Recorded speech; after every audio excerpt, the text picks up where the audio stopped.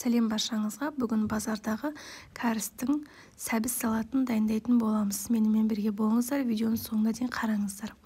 Ең алдымен бізге сәбіз керек. Оны арнайы ұзын шағып теркадан өткізіп аламыз барлығын.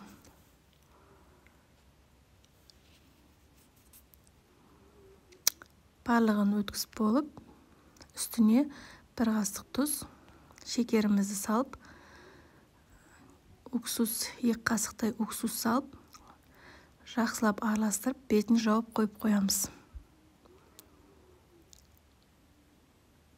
Сәбізімізді қойып қойғаннан кейін, бір пиязымызды ашып, видеодағыдай турап аламыз.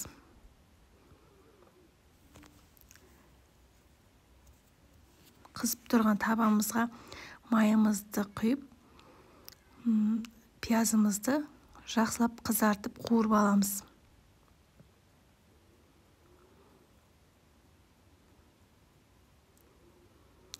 Видеоның соңына дейін көріп, пікірлеріңізді жазып, лайк басып, маған тіркелмесеңіздер тіркеліп кетіңіздер.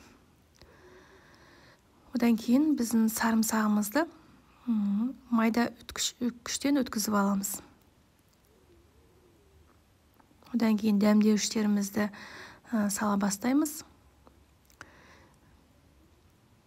Барлығын описание бөліміне жазып кетемін, сол жерден қарасаңыздар болады. Барлығын салып болғаннан кейін ең соңында пиязымызды майымен бірге құямыз. Барлығын құйып болғаннан кейін лопаткамыздың көмегімен араластырамыз. Ыстығы басылғанша. Ыстығы басылғаннан кейін қолмен мұжып, араластырып 3-4 сағат холодильникке қойып қоямыз. Осылай біздің сәбіз салатымыз дайын, өте дәмді, жасап көріңіздер.